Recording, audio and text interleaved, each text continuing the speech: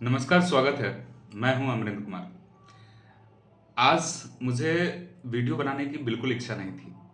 मैंने सोचा था कि नोटिस अगर आ जाता है एग्ज़ाम को लेकर, उसके बाद ही वीडियो बनाऊँगा। लेकिन क्या है कि जो इससे पिछला वीडियो मैंने बनाया जिसमें मैंने कहा था कि शुक्रवार को नोटिस आएगा कि एग्ज़ाम होना है या नहीं होना है। यानी एडमिट कार्ड आएगा या नहीं आएगा। इस पे कुछ न कुछ नोटिस शुक्रवार को आएँगे। लेकिन ऐसा हुआ नहीं। नोटिस आया भी क्या, जिससे कोई ख़ास लेना-देना किसी भी छात्रों का है नहीं। ये जो नोटिस है उसमें कुल मिला के वही है कि उसकी क्या रिलेवेंसी है उस पे संदेह है। और हालाँकि अगर आप जानना चाहते हैं तो ओवरऑल मैं आपको बता दूँ कि 2018 का जो विज्ञापन था एपीओ का, उसमें 2019 में एग्ज़ाम हुए उसके प्री। उसमें क्या हुआ था कि जो कैटेगरी के छात्र थे वो मिनिमम क्वालीफाई नहीं कर पाए, जो क्वालीफाइंग मार्क्स था वो नहीं कर पाए थे। तो इसको लेकर काफ़ी विवाद हुआ था और लास्टली मेंस भी उसका हुआ, इंटरव्यू भी हुआ था। लेकिन इंटरव्यू के बाद झारखंड एपीओ के लिए जेपीएससी ने इस एग्ज़ाम की भर्ती को रद्द कर दिया। वजह क्या थी कि जो कैटेगरी में लोग हैं, जो छात्र हैं, वो मिनिमम क्वालीफाई के जो मार्क्स हैं यानी योग्य व्यक्ति नहीं मिले, उनका कहना था कोर्ट में। और इंटरव्यू देने के बाद कई छात्र जो हैं जब रद्द करने की नोटिस आई थी, तो वो लोग कोर्ट गए थे। कोर्ट के शरण में ये उन्होंने अपना तर्क रखा था कि हमने इस विज्ञापन को इसलिए रद्द किया क्योंकि विज्ञापन की भर्ती जो है वो लंबी चली आई, यानी काफ़ी लंबा समय 4-5 साल लगभग हो चुका था। और ईडब्ल्यूएस का भी उस टाइम में सृजन हो चुका था और कई कैटेगरी हैं जिसमें कि योग्य बच्चे नहीं मिले। तो इसलिए हमने इस विज्ञापन को रद्द किया। कोर्ट का सीधा आदेश था कि ठीक है, जिसमें आपको योग्य छात्र नहीं मिले हैं, तो जो किस में मिले हैं? तो उन्होंने कहा अनारक्षित में। तो ठीक है, अनारक्षित का आप रिजल्ट जारी करें और उसे ज्वाइन कराएँ, तब जाके उनकी ज्वाइनिंग हुई थी। और अभी जो आप लोग देख रहे हैं बैकलॉग वैकेंसी वाली, तो ये वही सीट बैकलॉग की बची हुई थी जिसके लिए विज्ञापन संख्या 05/2025 निकाला गया है। और रेगुलर वो है जो कि नए पद क्रिएट किए हुए हैं। तो उसमें रेगुलर वाले में भी अनारक्षित भी हैं और आरक्षित भी हैं, जिसकी विज्ञापन संख्या 06/2025 है। तो ये बात हो गई। थोड़ा-सा आपको अब अंदाज़ लग चुका होगा कि जेपीएससी की जो साजिश है, जो करतूतें हैं, वो छात्रों को किस तरह से परेशान करती है। लेकिन क्या है कि अब ऐसी स्थिति में जो कमेंट आ रहा है छात्रों का, छात्र काफ़ी ज़्यादा दुविधा में है, मानसिक स्थिति उनकी बहुत खराब हो चुकी है। कई कमेंट हैं, कई बच्चे वहाँ हैं जो पता भी करने जा रहे हैं लेकिन सटीक जानकारी नहीं मिल पा रही है। कुछ बच्चे जो हैं कल-परसों भी फ़ोन किए थे, उसमें 2 तरह की बात आ रही है हेल्प डेस्क पे जो उन्होंने कॉल किया था। तो उन लोगों को ये कहा गया कि टलेगा। फिर 2 बार 3 बार पूछा उन्होंने तो कहा कि जो भी होगा नोटिस आ जाएगा। फिर किसी बच्चों ने ये पूछा कि अच्छा टलेगा या होगा या पोस्टपोन होगा तो इसकी नोटिस कब तक आएगी? तो किसी छात्र को ये कहा गया कि एग्ज़ाम जब पोस्टपोन होता है तो उसका नोटिस नहीं आता है। दूसरी चीज़ उनका कहना था जेपीएससी के हेल्प डेस्क वाले का। और अगर एग्ज़ाम होने का रहेगा तो एडमिट कार्ड आ जाएगा। तो ये हो गई 2 तरह की बात, यानी दुविधा में क्या पता नहीं क्यों ये लोग सटीक बात नहीं करते हैं।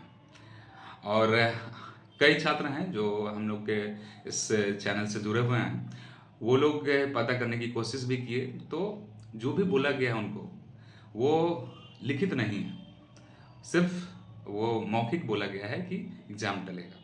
लेकिन हम लोग अभी इस आधार पे तब तक नहीं आ सकते हैं जब तक नोटिस नहीं आता है या बैकलॉग जो कि 4 से 5 अक्टूबर के बीच का तिथि इन्होंने निर्धारित किया है, उसका समय नहीं आ जाता है। तो ऐसी स्थिति में अगर वो टलता है तो स्वाभाविक है कि आपका रेगुलर जो वैकेंसी है वो भी टलेगा। अब एक बात और इसमें आता है कि कब तक वेट करें? तो आज शनिवार है, कल रविवार है, 2 दिन तो कुछ होना नहीं है। 2 दिन और स्थिति छात्रों की खराब हो जाएगी, हो रही है। कई छात्र ऐसे हैं जो कह रहे हैं कि झारखंड का छोड़ के अब मैं दूसरे स्टेट पे लगता हूँ, बहुत काफ़ी परेशान किया है झारखंड के जेपीएससी ने। तो हाँ, जो नोटिस की बात थी उस पे भी मैं आपको बता दूँ कि नोटिस को लेकर जेपीएससी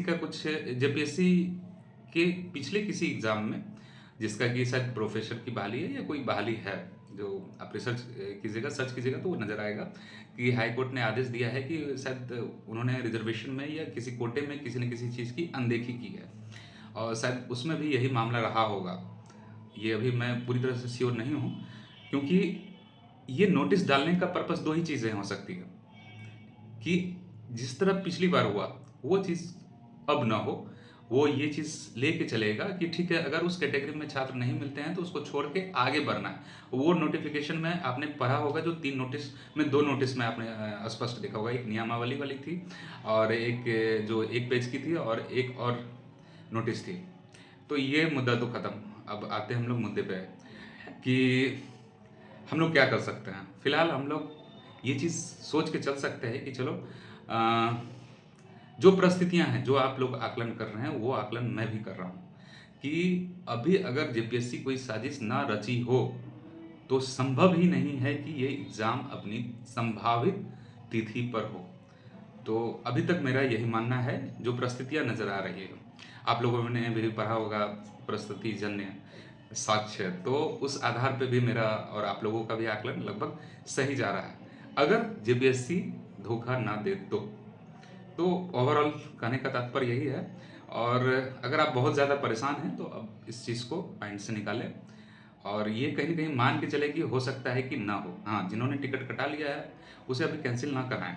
हाँ, जिन्होंने टिकट नहीं लिया है, वो सोमवार तक का इंतज़ार कर लें, क्योंकि सोमवार को हमारे पास एक और ऑप्शन है। ऑप्शन क्या है कि 2018 में एपीयू के जो एग्ज़ाम हुए थे, उसमें 19 में शहर के 5 किलोमीटर के दायरे में कई कई ऐसे एग्ज़ाम सेंटर थे, जहाँ पर एपीयू का सेंटर पड़ा था। तो कम से कम उस स्कूल या कॉलेज से जानकारी तो पक्का मिल ही जाएगी कि एग्ज़ाम के लिए क्या किसी तरह का पत्राचार किया गया है।